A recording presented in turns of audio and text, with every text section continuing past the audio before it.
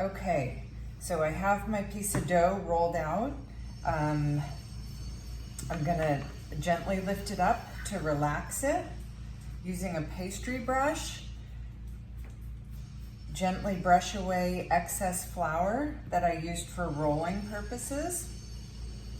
I do have a ruler on hand because I'm gonna measure the size of the croissants as I cut them. However, before I do that, first thing I'm gonna do, using a chef's knife.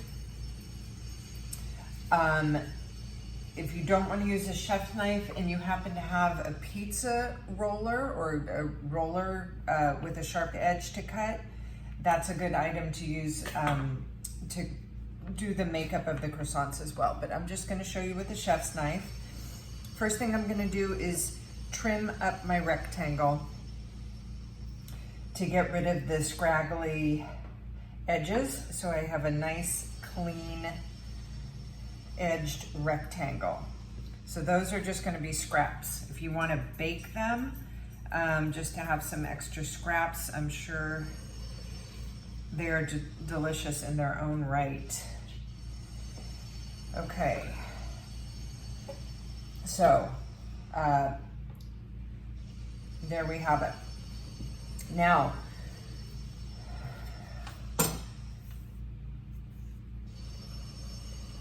I am going to, the width is just about 15 centimeters, a little bit shy on one end, so I'm gonna make that nice and straight. So the length of the triangle will be 15 centimeters, and the width we're gonna make at, we want the base of the triangle, I'm gonna go for 9 centimeters. So every 4.5 centimeters, I'm gonna make a little notch. Let's see, 13.5, 18, 22.5, and 27. You know what, I'm gonna change that just so I don't waste the dough. Let's see here. If this is 30. We're gonna go with, okay, so the base of the triangle is gonna be about 10 centimeters. So every 5 centimeters, I'm making a notch. Get rid of my other notches. That way I don't waste any other dough. Okay, so what I do here is at the 5, I cut like this.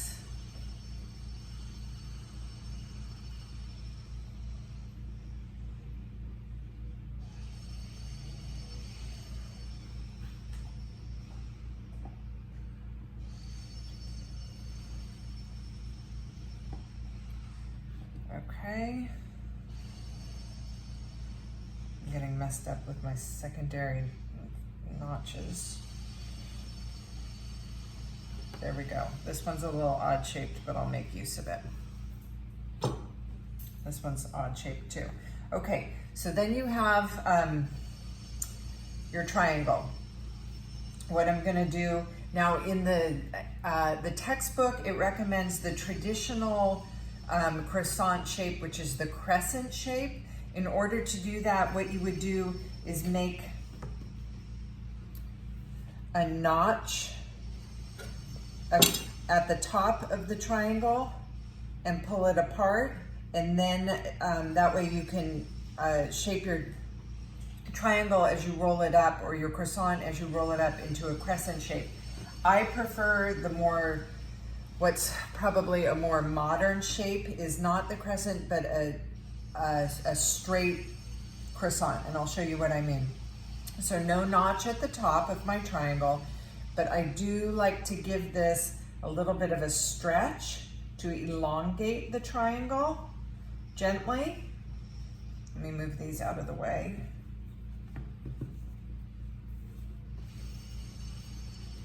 Okay, so a little bit of a stretch.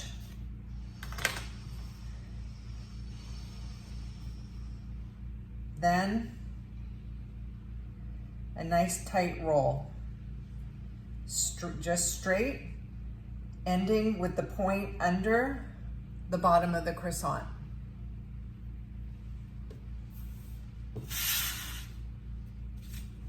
Okay, I'll show you another one.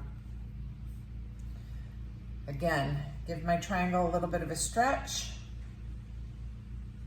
just to elongate the dough gently.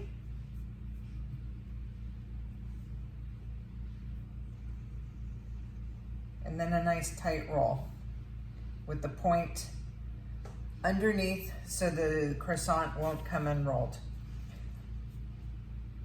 Place the shaped croissants on your sheet pan with the parchment to do the final proof. Okay?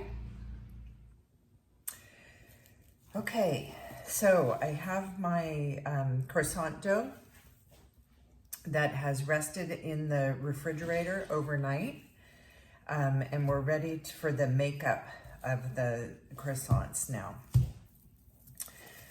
So what I'm gonna do, because I don't want to make the entire batch of croissants right now, I'm gonna cut my dough in half. I'm gonna rewrap the one half. You can see those nice layers. And I'm gonna freeze it. The other half is the half I'm gonna make up. So I'm gonna roll it out to a rectangle that's approximately 1/8 of an inch thick, and I'll show you that in just a minute. Okay, so I wanted to show you guys the final product. After shaping the croissants, I proofed them for about 1.5 hours in just the room temperature kitchen. Not too warm, not too cold. Then the croissants were egg washed and baked in a 400-degree oven on a sheet pan for, I'd say, approximately 18 minutes. When you look at these, you can see they weren't overproofed, and I can tell that because they held their shape. They don't look big and doughy. They have nice color. The egg wash gives them some sheen. I don't know if you can see that.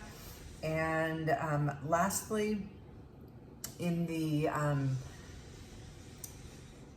you can see the lamination in the dough. And that's evident by, I don't know if you guys can see that, but when you look closely, you can actually see all the flaky layers that are created from the butter and the dough.